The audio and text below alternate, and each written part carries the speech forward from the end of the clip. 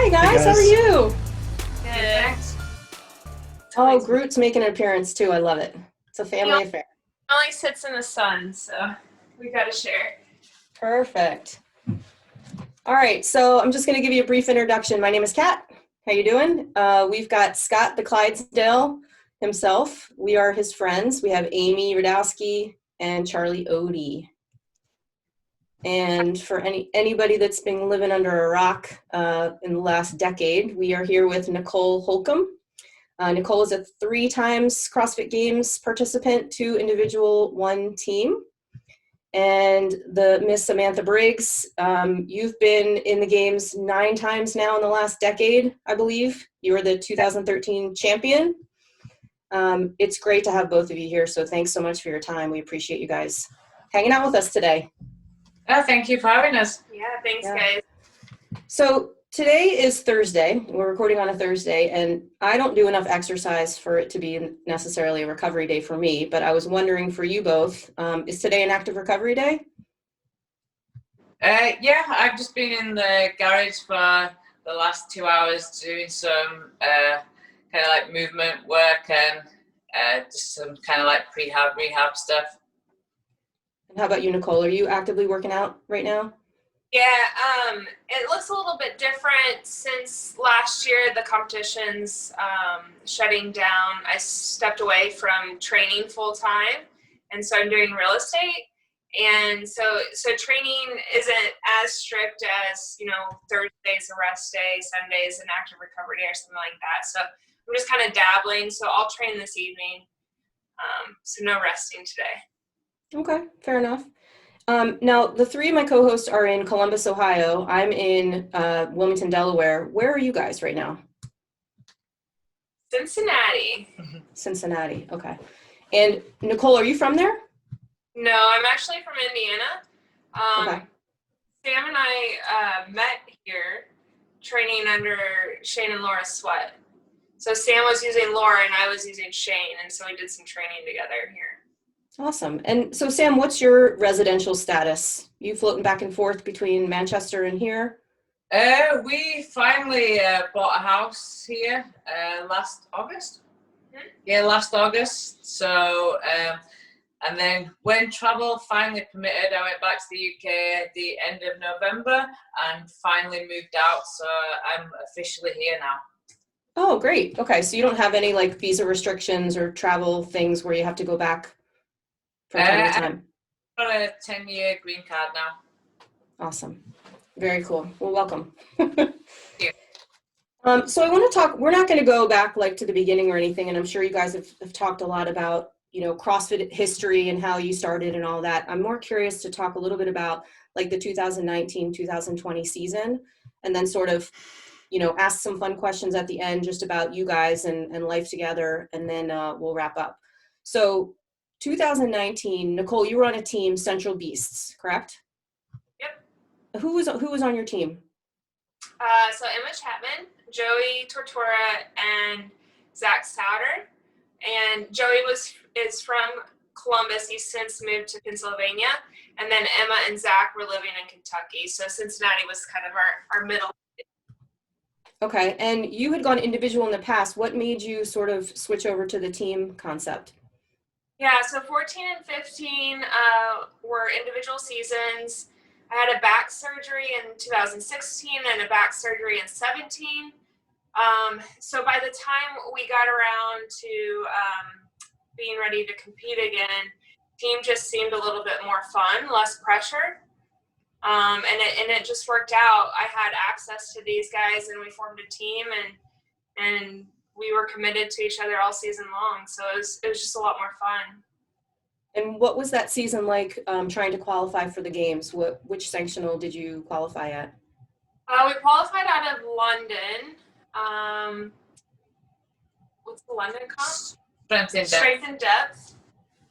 We also did Dubai. We took 5th in Dubai. That was our first competition together. We did Granite Games. We took 3rd. Granite Games is pretty stacked event as far as team goes. And then we went to the games. I think that was it. That was our season. Yeah. Oh, nice. So you qualified pretty early then in the season. I think strength and depth is one of the first ones. In Yeah. Yeah. So I have to ask, Granite Games, do you remember that event? Do you remember that competition pretty well? Yeah. Okay, last event, sandbag, rope climbs. Yeah. How mad were you at your judge for messing you guys up on that last event? Do you remember that? Yeah, it was such a fast event. I don't even know if we really knew what was going on. It was on the guys' side, wasn't it? I was your judge. Oh, really? Yeah. So no, it's fine. I tell this story all the time. Yeah. I don't remember. No, I think it was Emma. I think you had gone first maybe, and Emma was finishing up, and I made her bring the sandbag, sort of advance it before she ran back for the rope. And Joey lost his you-know-what on me. Yeah. Okay. Rightfully so, because I was telling her to do something incorrectly. We adjusted your score, your time, and it was all good, like no harm, no foul. But that was one of my most memorable judging moments. They're so wild because they move so fast. And as a judge, we have like so much respect for you guys because we don't even know what's going on, and you guys have to keep everything. That was a super fast event. Yeah. I think my excuse too was that I had judged the first heat, but the first heat that I had judged for teams, the team didn't get to finish the event. So I didn't get to practice what the last person was supposed to do. So I was practicing on you guys, but that was a memorable one for me. So you guys were very nice. And after everybody was angry, everyone was very apologetic. And so I get it in the heat of the moment. That's great. So what was it like at the games for you then? What were those events like? How did that work? You placed fifth, right? Awesome on some events, and we really, I think, surprised ourselves as well. I mean, especially on team when you're working with four different people, you just go out and do the best that you guys can do. You can't really compare it to anybody else because they have different moving pieces. So for us, like the swim event, I think like the 1,000-meter swim was as far as anybody had swam before. So just completing that event would be awesome. So we did really well on some events. I was dealing with a neck injury. So a disc in my neck had gone out, which was affecting the use of my arm. So when we got to the final, and kind of most of the weekend, I was kind of at like 50% capacity on my ability to push. But most of the events were on the field and more like just like teamwork or grunt work, so we could get through like the entire weekend. And then we finished fifth. So the last event we took last of the top 5, but I think everybody was okay with that. Pretty proud. And you got to hang on the whole weekend. So let's jump to Sam's 2000. Sam, can I call you Sam, or do you prefer Samantha? No, Sam's good. Okay. Your 2019 season, you had a heck of a start. I think they gave you the name the Triple Crown winner because you won 2 sanction events. You were the national champion of the UK, and you won on a team at another event, in addition to winning the Legends division at the Rogue Invitational. So you had a heck of a qualifying year. How did that feel, and what sort of were you preparing to sort of smash it? Like, did you know that was going to happen? No. I think when they made all the changes to like how to qualify and how the season would play out, kind of we made a plan, like which sanctionals I was like going to go for and stuff, and I think I just kind of took advantage of like the situation. Dubai was going to be the competition where I was hopefully going to earn some money to go to Australia the month after and qualify out of Australia. That was kind of the plan, but I ended up doing better than I anticipated in Dubai and qualifying out of the first sanctional. And then everything else kind of slotted into place. I still went out to Australia because I had all the flights booked and it's Australia, so why not? And then it was a last minute decision to go on a team. They were meant to have Emma McQuaid on their team, and she injured her wrist the week before the competition. So I was a last minute substitution into the team. That was out of Reykjavik. So I got asked to do it, and it was just a great honour to be part of a UK team and qualify a UK team to the games. So that's a pretty strong comeback from coming back from after a pretty serious injury before, right? That was, because I competed at the games as a master in 2018, and then came back. It's all confusing. I'm like, what year was that? Yeah, 2018 you were in the Masters division, you won second place. I'm guessing that you probably you qualified to go to the games, but did you opt to do the Masters because of an injury? No, it was a couple of weeks before regionals. I ruptured my elbow, so I had to have surgery for regionals. So I wasn't able to qualify for the games, but the weekend before my surgery was the Masters qualifiers. So I did the Masters qualifiers before having the surgery. Okay. And I mean, you've won the Worldwide Open, I think, for Masters division ever since you've been a Masters, right? 17, 18, and 19? Possibly. I've not looked, so I don't know. I looked. That's what it says. That's awesome. Very cool. So let's talk about who was your coach going into the 2019 games? So I've been working with a guy called James Jousey since. So originally I worked with him in 2010 to 2014, and then I started working back with him after my shoulder surgery in 2016, and I've been with him since. Okay. So, and he's with Phil Mansfield, right? Is it MSI? Yeah, Red Pill. Red Pill, yeah. Okay, so going up into the games in 19, how were you feeling? I was feeling pretty good. I think you never know kind of like how the games is going to run, and then when they announced all the cuts, and obviously the games was very different to any years before with all the national champions, so it was kind of unknown territory going into the games, but I was happy with like our preparations going into the games. Okay. And then did I hear that you ran a triathlon on Sunday morning? Yeah, I did my first ever half Ironman. Oh, okay. Did you have friends do it with you? Yeah, there were a few of us. I think because like we train all year to like compete at the games for like a full weekend, and to be cut on the Saturday morning, I still had so much more to give. I didn't feel like my weekend was over, and we'd been near where we'd been staying for our preparation for the games. We'd been to this cafe, and the woman there had lent us some bikes one of the days to go cycling, and they were holding the triathlon, and so we rang up and just to see if they had any like spaces left, and they slotted us in, and she actually gave us the bikes to do it and everything.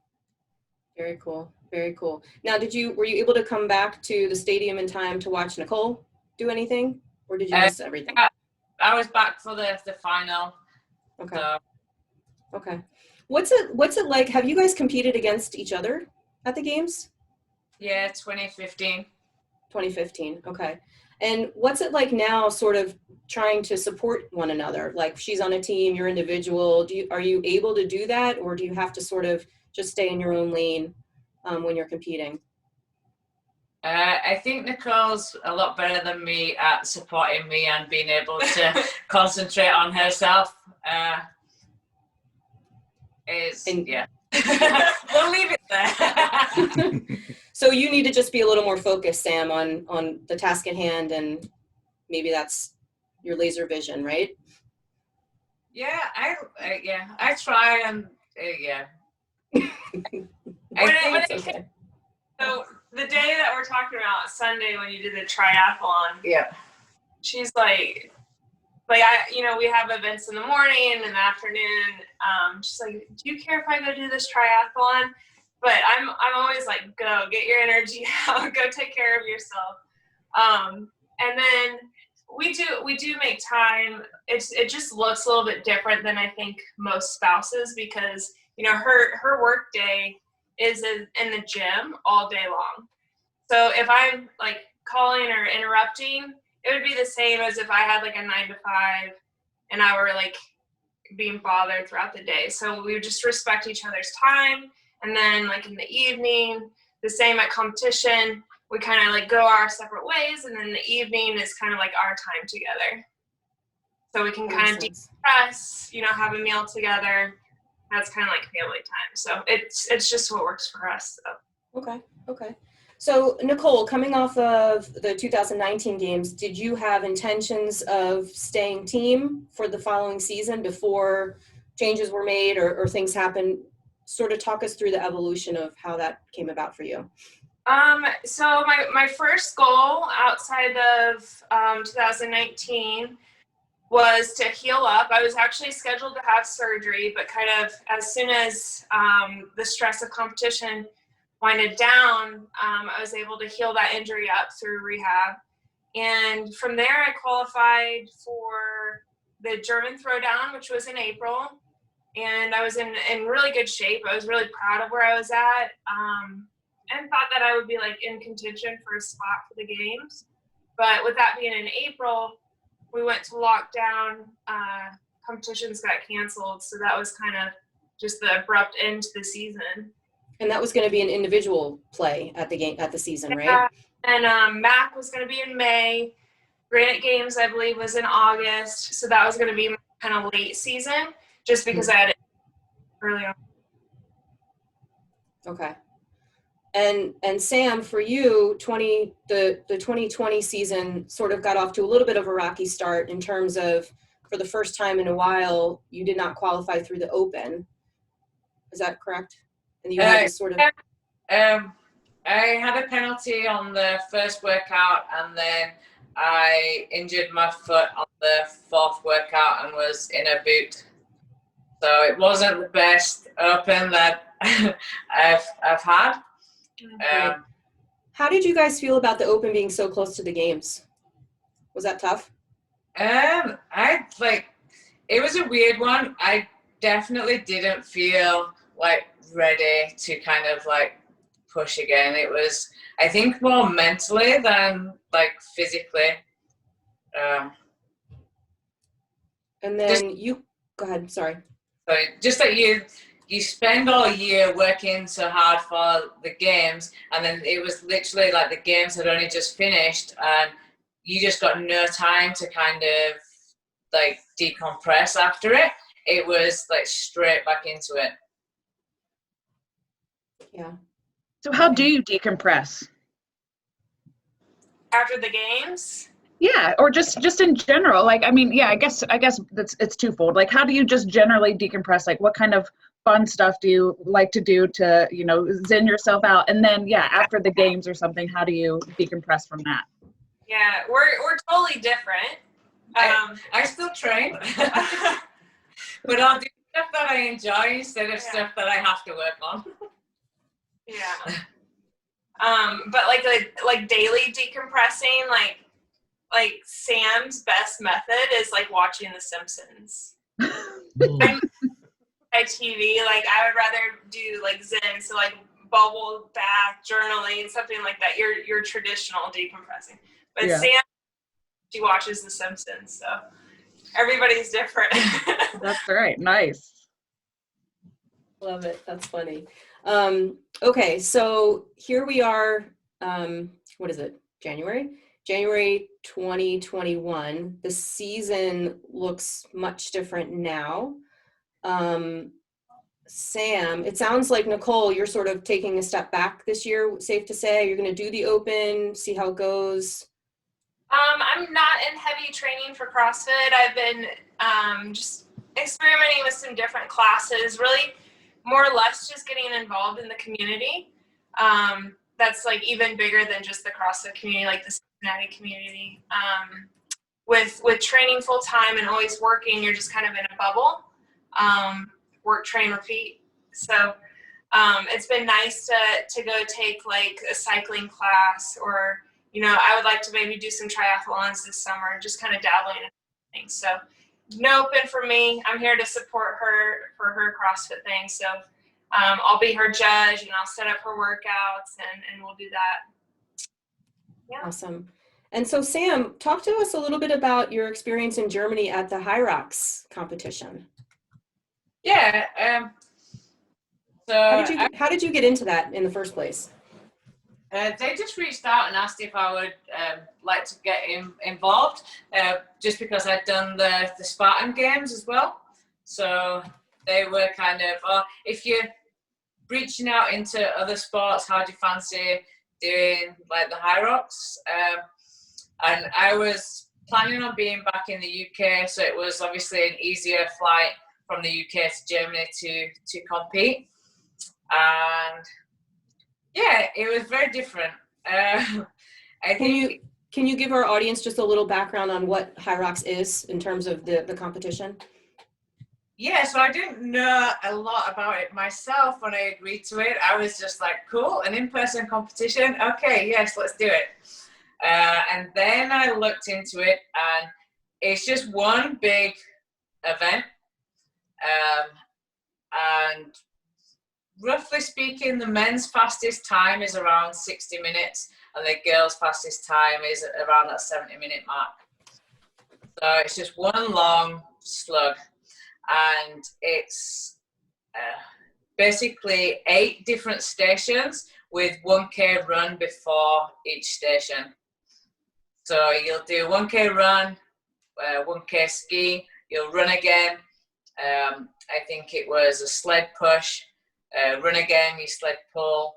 There was rowing, farmer's carry, burpee broad jumps, walking lunges with a sandbag, and wall balls.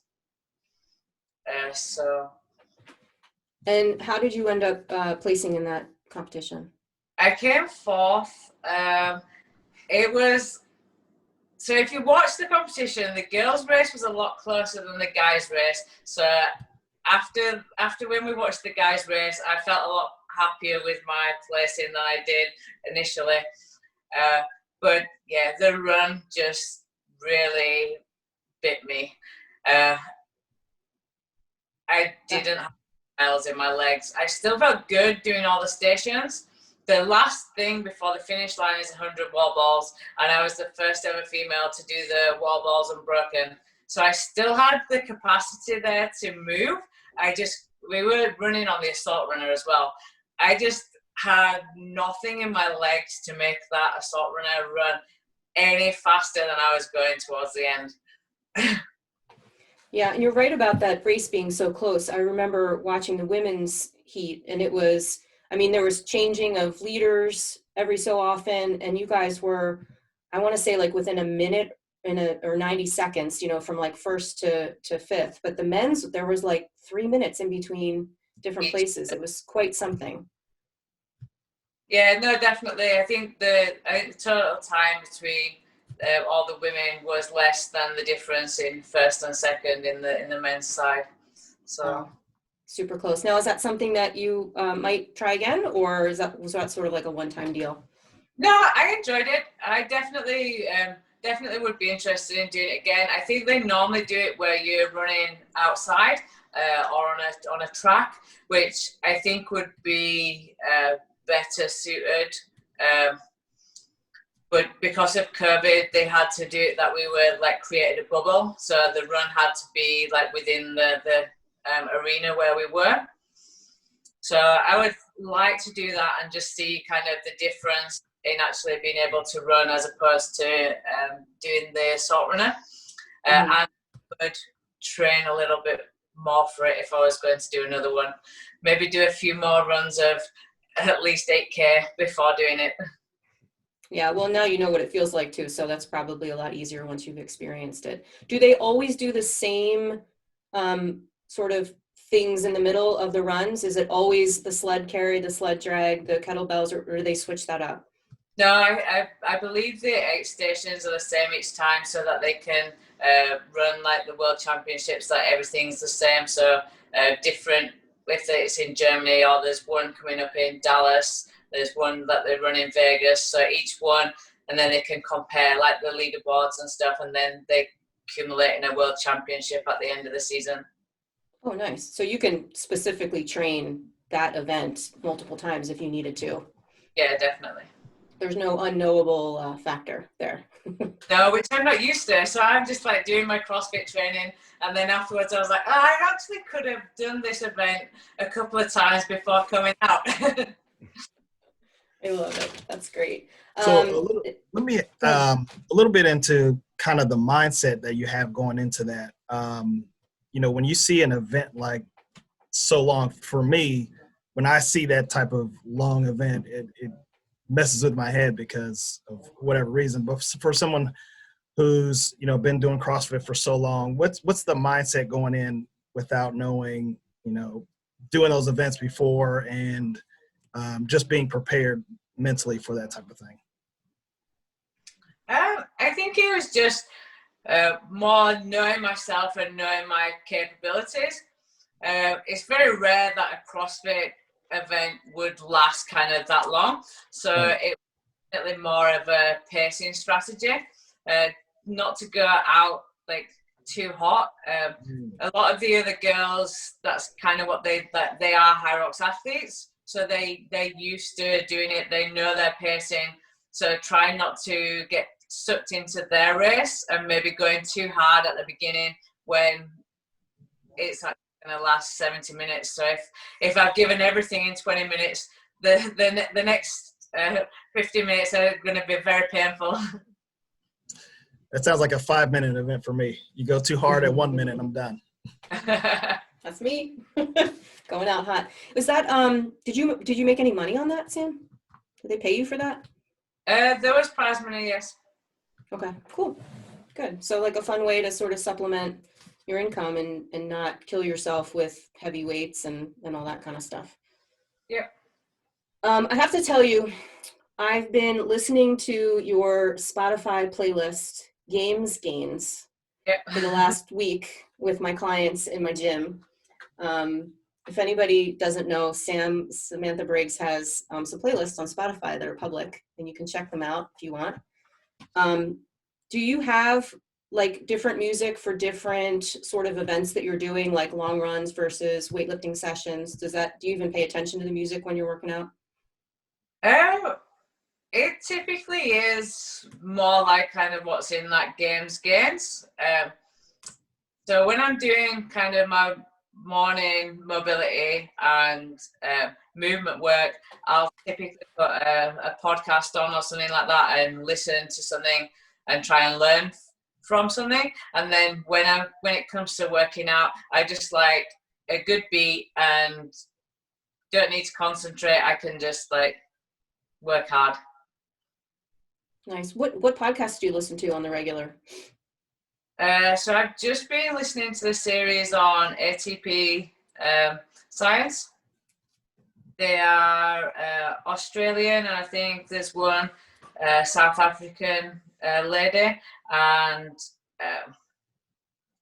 there was a couple of interesting ones. They delve into kind of like adrenal fatigue, effects of caffeine, that sort of thing, and it's all to do with athletes and kind of like sports nutrition and things like that. Okay.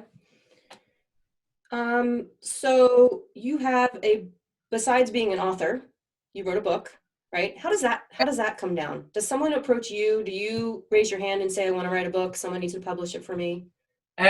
Somebody approached me because I had absolutely no idea how I would have like started or written anything of my life. So it definitely made things easier.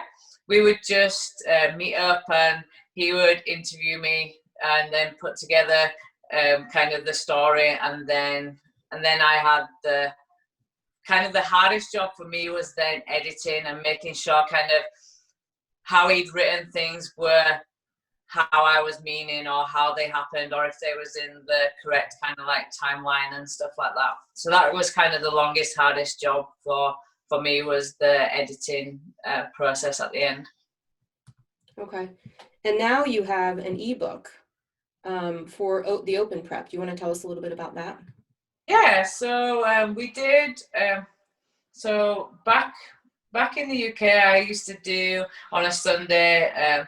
We would have cardio club, and it started with just like 2 or 3 of us, and it ended up growing. And then friends would ask kind of like what workouts we were doing. So that's when cardio club was born. And during the first lockdown, we wrote the cardio club volume 1, which was all workouts that I've either written or somebody's given me, and they're like kind of memorable to me. And then along those lines, I've just done the Open Prep, which is just 6 weeks. There's 2 workouts per week. There's one kind of like interval workout, and there's one chipper workout. And each week it gets progressively harder, and the intensity will increase, so that at the end of the 6 weeks, you're going to be ready to feel confident for the Open. Because a lot of the times when the Open comes around, the first workout tends to bite a lot of people, and they realize, oh, I'm not as fit as I should be, or I've not put in the work that I should have done. And hopefully this 6 weeks is a good progression, so that when week 1 comes, you're not feeling like that. You're actually like confident in how you can pace the workout, what you can actually do. I love it. And where can people find that? So there's a link in my bio on my Instagram page.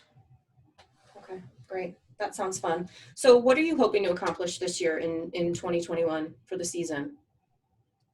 Hope to make it back to the games. If we have a season. So let's keep our fingers crossed that we're gonna get a season.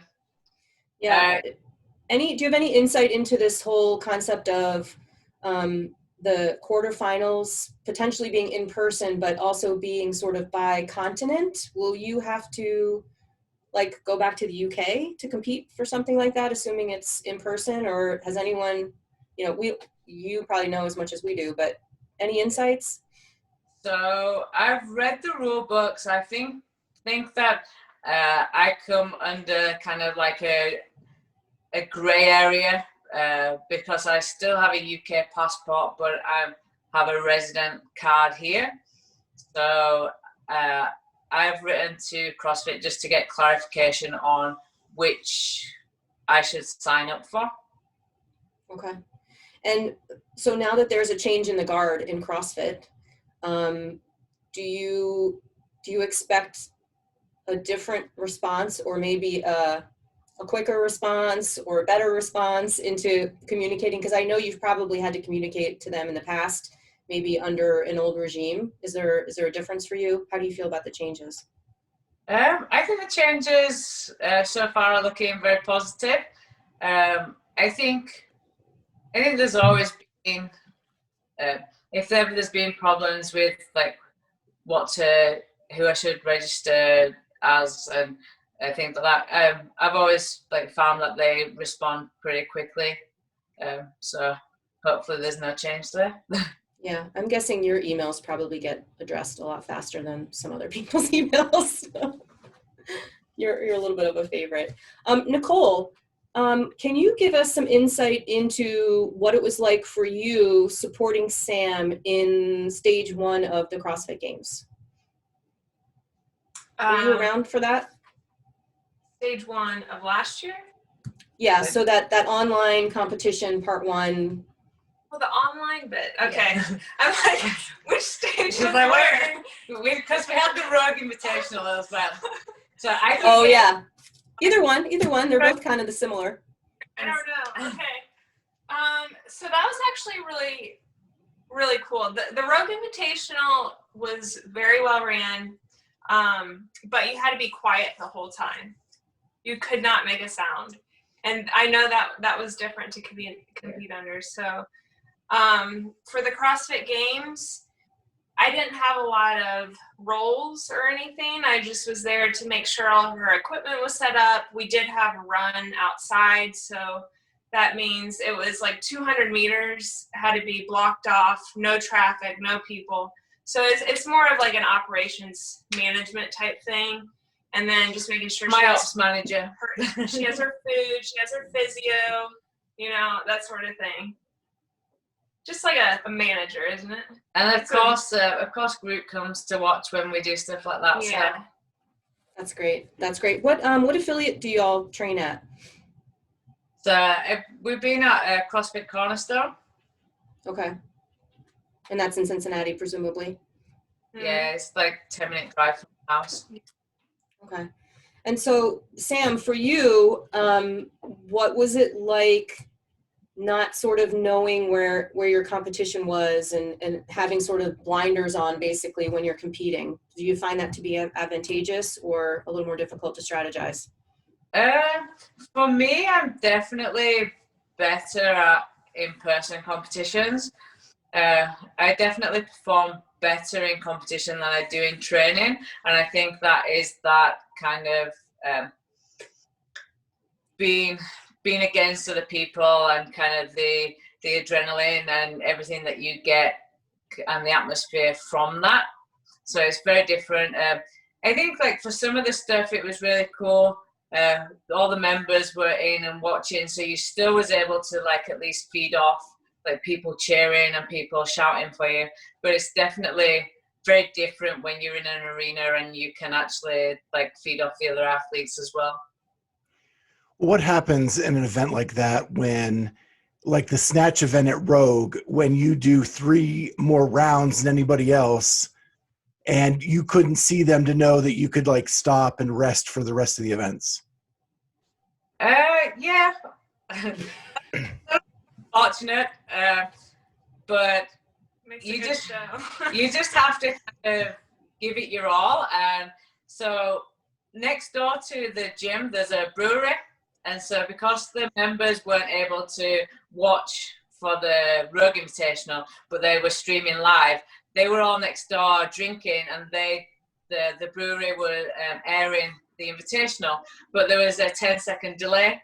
So when I finished snatching, 10 seconds later, I heard these like massive cheers.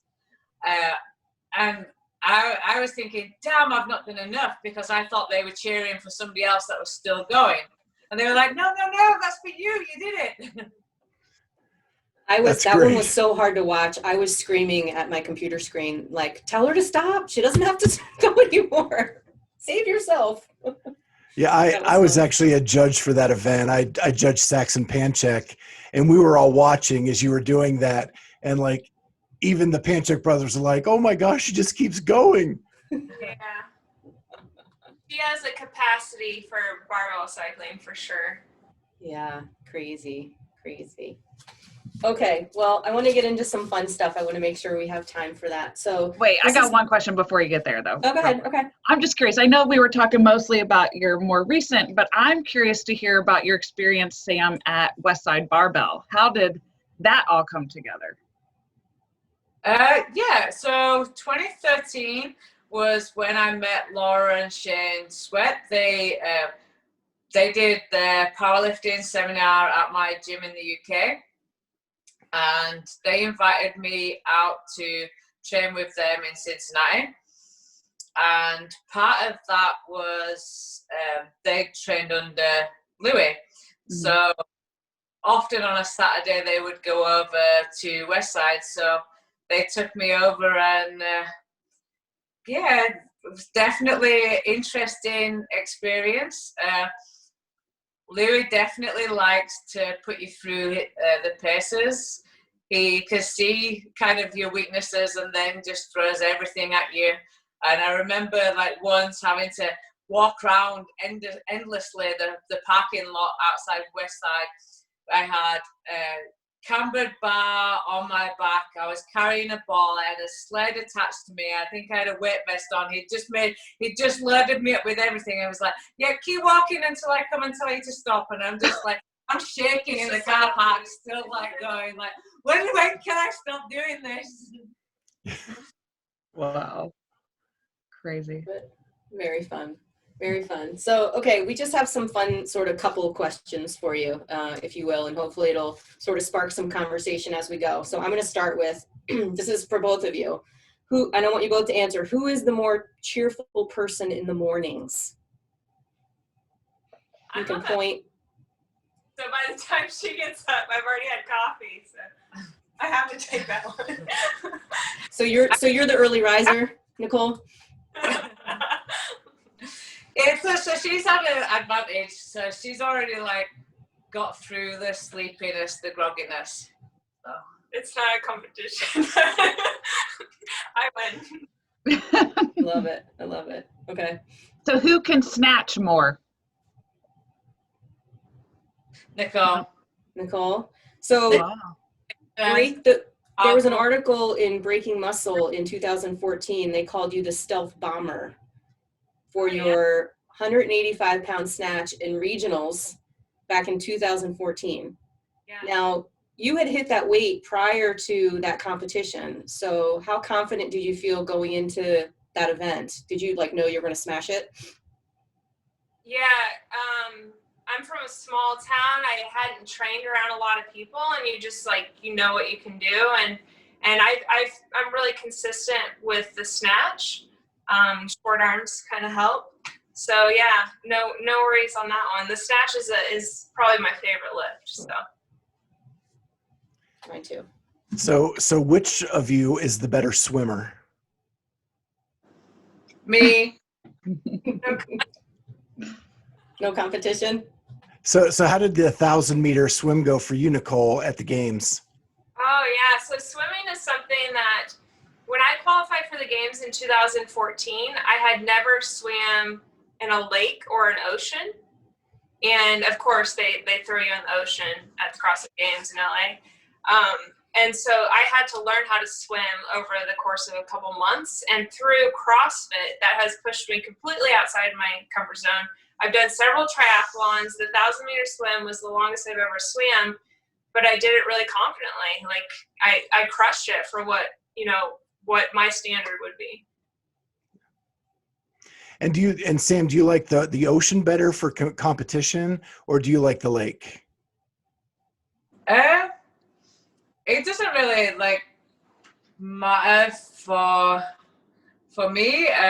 I'm not in contention to kind of win the swim events because I don't have a swim background, so I'm not one of the good swimmers. I have good endurance, so I can outswim the okay swimmers because of my endurance. Yeah. Did you catch you caught the swim event in the finals of the games, the assault bike swim? Yeah, that looked cool. Yeah. I was figuring that might be something that you would do well at. Yeah, I would have definitely enjoyed that. Like I said, Tia's definitely a lot more efficient swimmer than me, but I can grind it out. I could have tried to push her. There you go. Love it. So I think we probably already know this answer, but who's the most high maintenance of you two? Oh, you already know the answer. Well, how can you say you already know the answer? I'm just saying. We'll see if we know or not. Both have very different needs. Yeah. That's a very good way to put that. Very solid answer. I'm going to write that down in case I get asked that. Equally high maintenance. That's a safe answer for sure. So we see your dog Groot there. I want to know, who does Groot love more? Oh, he loves both of us. He's Nicole's dog, through and through. He'll love me when he wants something from me, and I take him on runs in the woods and stuff like that, and he loves that time with me. But when he's sleepy or he just wants snuggles, he's like, Nicole, I'm only good enough to snuggle if she's not here. Oh. What kind of dog is he? He's a rescue. Yeah, Do you know what he's mixed with? I think kind of like a lab boxer.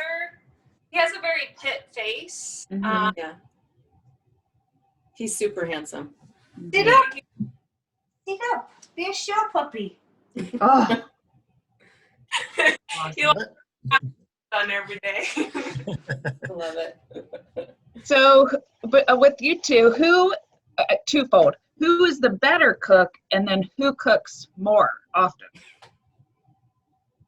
Thank goodness for trifecta. Plug them. Nicole cooks more often, and I'll say that she's the better cook so that I still get fed. Yeah, I mean, no offense, Sam, but my grandmother is from England, and she was not known as the best cook. Oh. Little I was- bland.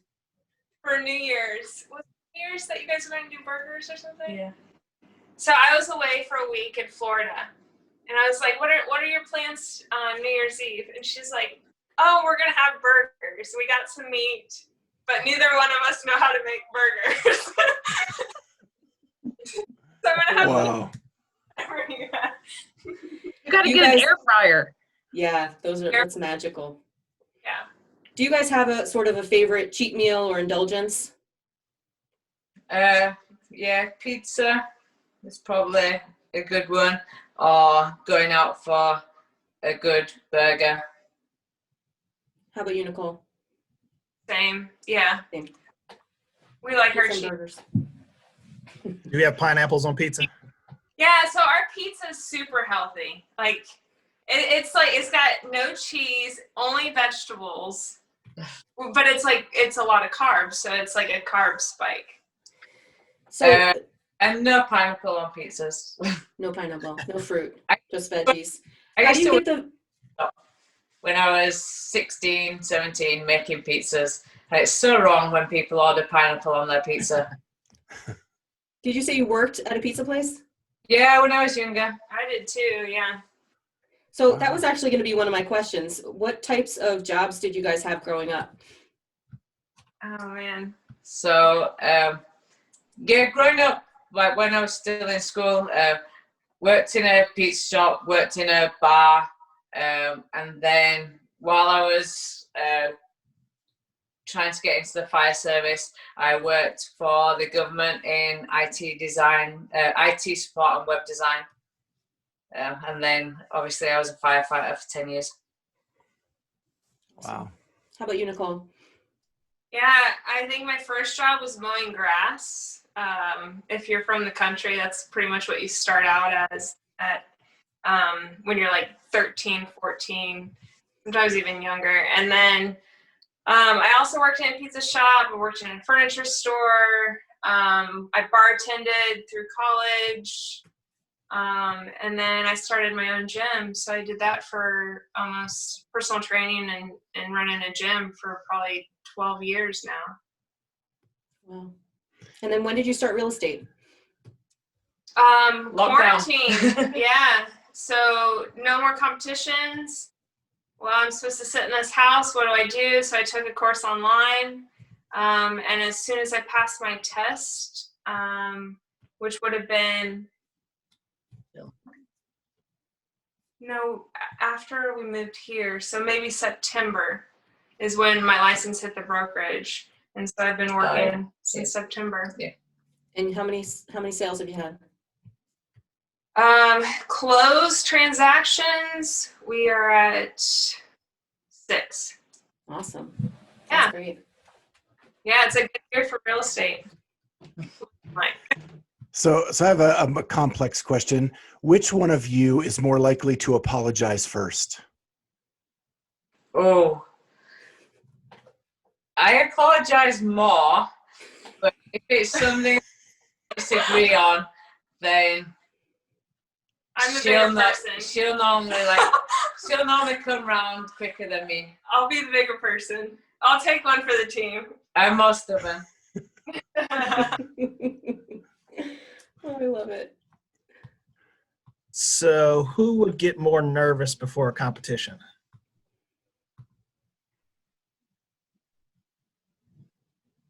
No. We handle things differently. I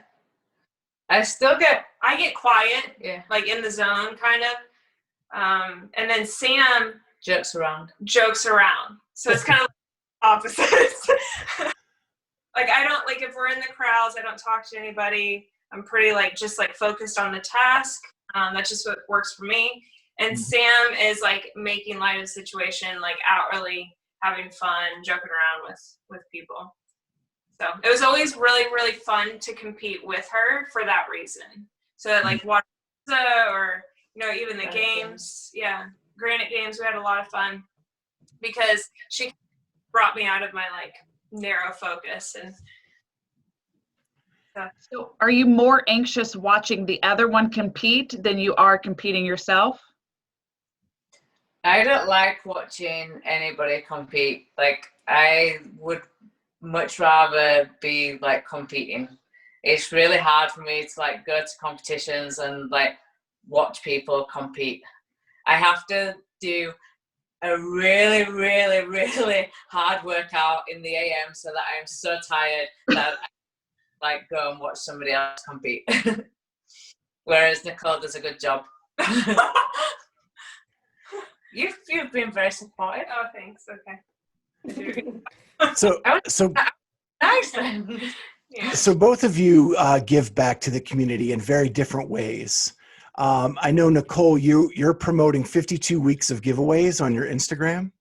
Yeah. So, obviously, COVID affected people differently with some of the local businesses being able or not able to operate at full capacity.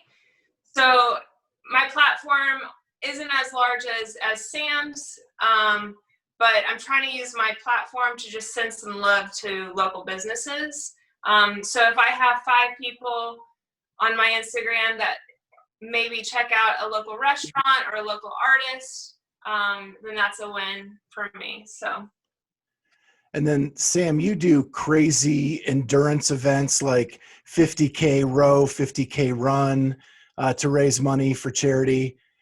Where do you come up with these crazy ideas? So I'm actually going to blame Cam Porter for that one. Cam Porter did it after the games. He did it for mental health awareness. And I just thought it was a really cool concept. Kind of the boundaries of what's deemed as a challenge have like just gone through the roof. I remember like when people used to do a 5K or a 10K and they'd be like, oh, I'm raising money for charity. Now if you say that you're doing a 10K, people would be like, oh yeah, and? So you have to kind of like push the boundaries. So like the 100K challenge just really kind of like spoke to me. And it was just one of those things. It's like, I didn't know if it was possible that I could complete it. And so it's like, okay, it's going to be one of the toughest things that I'm ever going to put myself through. So hopefully people could see that and kind of get behind that. And just through my page, we raised nearly £10,000, and some of the other gyms involved had their own pages. So we raised close to £20,000 for cancer research. That's awesome. And you finished in 9 hours and 10 minutes? It was the hardest night of my life. Well, I tell you, like the first half was good, and I felt good. I felt like the pace was on. I finished. I was halfway through in 4 hours 20, and then like I just think your body's just not used to it. I'd never done anything that long, and it was just progressively getting more painful, and the paces were just getting slower. And I don't think anything prepares you for the mental aspects as well. I started to feel so emotional. The last like 2K that I was running, I felt like I could cry, and I'm not a crier. I'm like, what is happening? I'm like, oh my God, I've nearly finished this run. That's awesome that you're both giving back to the community in such cool ways. Thank you. Sam, do you think at all about sort of life after your career? Yeah, it crosses my mind. I keep toying with the idea of retiring and what would I do. And Was it 16 that you said you were going to retire? yeah, I announced that I was retiring in 2016. we like, I looked at it and I was like, yeah, okay. That didn't happen.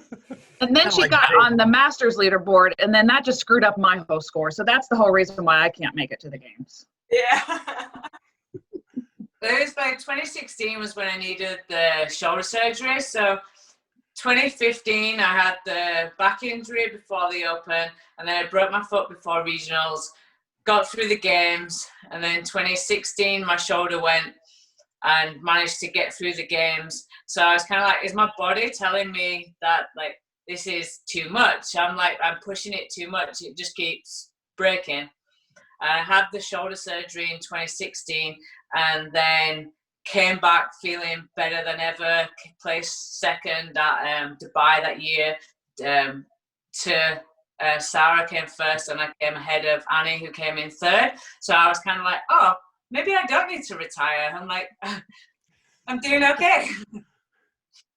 So you're just kind of going by feel then, as the seasons progress, you'll kind of know when, but you don't necessarily have this in your head, like when I hit 40, I'm definitely done or anything like that. What's that? When I hit 40, I'm done. Oh, okay. Yeah, watts in the last like month and a half, which is huge. Like lifetime PRs. Wow. We just changed how I train, and it's been a very big learning curve. I've always enjoyed like a lot of high volume training, and just as like I'm getting older, we're having to change what I'm doing to kind of like come attack training from different angles. And at the moment, like touch wood, I'm feeling good. Things are progressing well. I hit a lifetime PR on my back squat, so not even a post-surgery or approaching 40 PR. It was actually a lifetime, 15-pound lifetime PR. So like some things are feeling amazing. So I'm just kind of like trying to ride that wave. I'm 38 now, so this games I'll be 39. Kind of in my head, I thought it'd be really cool if like next year, the 2022 season, I'll be 40. If I can still qualify in the elite category at 40 and then tip my hat and say good luck to the rest of them, I think it'd be a pretty cool way to go out. So do you do your own programming for yourself? No, James Jousey. Sorry. Okay. So that would be quite a feat. I would love to have that happen for sure. So you're kind of legendary for being able to push through the pain of those injuries that you've sustained and still score well in a regionals, or because didn't you qualify through a regionals with a broken foot? Yeah, I came at the Atlantic regional. And so what does your body feel like when it's not injured and you get to, and you're free to go full out without having to block the pain out?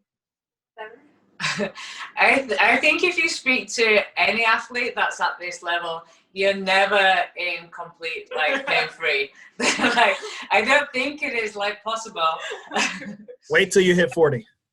Until I hit 40, and then it's gonna like everything's gonna be awesome. Right, you're like, what is that? I've never felt that before. There's definitely like what's tolerable pain and like what's not.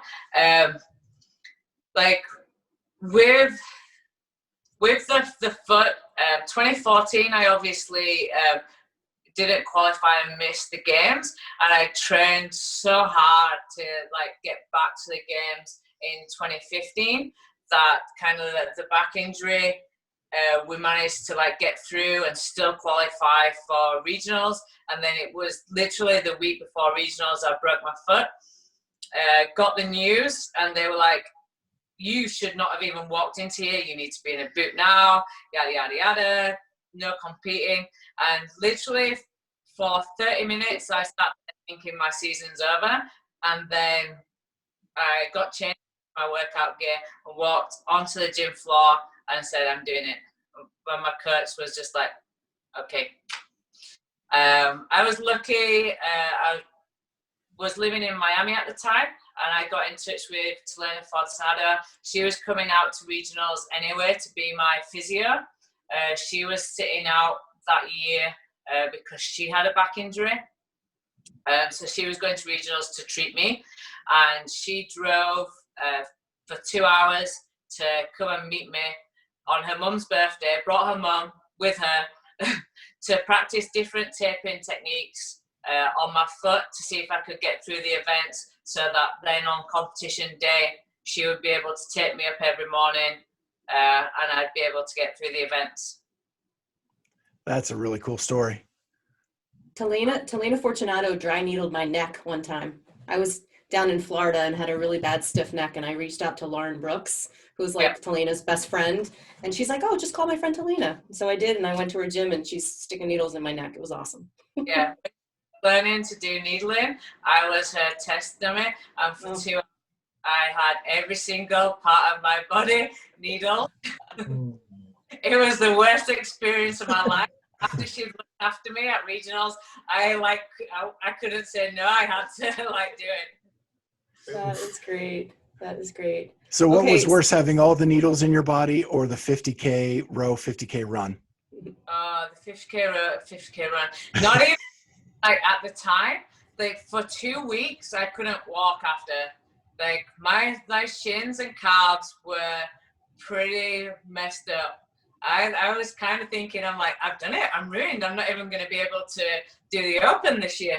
But luckily, like after 2 weeks, my body was like, okay, we're kind of back to normal now. You can continue. That's great. Yeah. Well, guys, we're sort of hitting up on the hour here. I'm gonna put you on the spot real quick. I have a friend, Colleen, who is a super fan of yours. When I told her that we were getting you on the podcast, she wanted to call in sick today and like hide under my desk and pop up and say hello to meet you. But she couldn't make it. But I will tell you, she's a master's athlete. She works really hard. She's been in a little bit of a rut this year, and is sort of starting January 1st, trying to like get her body composition in check and sort of get the skills that she needs to get to be competitive at a local level. And I just wondered if you could give her like a word of encouragement. Yeah, just Colleen. Yep. Colleen, don't try and focus on where you used to be. Like, just focus on where you are now and try and do a little bit every day. It's not what you're doing or the weight that's on the bar, it's the effort that you're putting in. I love it. She's going to die. Thank you for doing that. No problem. I appreciate it. You guys have been... I have one final question. It's for Nicole. You did a post just not too long ago about that you lost a dear friend, and that friend is someone who taught you that you have to meet your clients where they are when you're coaching. And I just want to give you a minute to be able to expound on that, because I thought it was a great post on your Instagram. Yeah, and CrossFit is set up for this, with the core concept being that everything is scalable. No matter who you are or where you're starting, where you're coming from, you can get a piece of what we're doing and adapt it to what works for you. So the guy that you were referring to, he was dreading starting the training sessions with me. His wife made him come in. He actually sat outside in his car the entire session, didn't want to come in. I went out to the parking lot to talk to him. And that's where we made a deal where, in order to make it more fun, we would play basketball for 15 minutes a day, and then we would only have 45 minutes for what we needed to get done. So I've taken that concept, for almost 12 years now with everybody that I work with. I work with somebody who hired me as a trainer. And instead of making him fit in a box where we're doing weight training or cardio or CrossFit workouts, and I'm picking it. He really enjoys ballroom dancing. So we spend 30 minutes ballroom dancing. He's been teaching me, some things, and then we do what we need to do, which is make measurable improvements for his health. So, getting strong core, lifting weights, basic movements, so squats, as you get older, you want to make sure that you're lifting properly, deadlifts, that sort of thing. So, yep, so that was a pretty powerful lesson. Yeah, I think it's a lesson that all coaches need to hear and take in. For sure. That's awesome. Well, you guys have been fabulous. We so appreciate your time. I feel like we could have gone on. If you guys had fun, let's try to do this again in like 6 months, maybe in advance of the games, and get an update on where everybody is and what everyone's doing. But like I said, it was a great hour, and we appreciate your time, and we hope you guys have a great day. Thanks so much. Thank you, guys. Bye. Bye. Have a good one.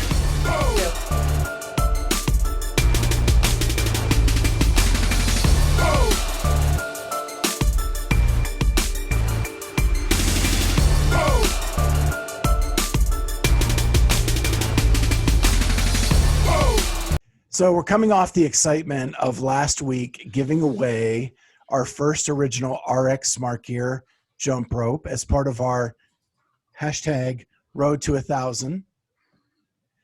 So that is awesome. And we want to tell you that we are already 10 subscribers into the next 100. And so we want to keep that momentum rolling. Let's go. And this is how you can become able to win a brand new customized RX Smart Gear jump rope. And that is 1, subscribe to our YouTube channel, the Clydesdale Fitness and Friends. 2, make sure that account is public so that we can see your name. And 3, share with everybody you know, or tag your friends in a post that we may make about it so that we can get to that next level as quickly as possible. Yeah, Easy enough, right? Easy. Yep. Free stuff.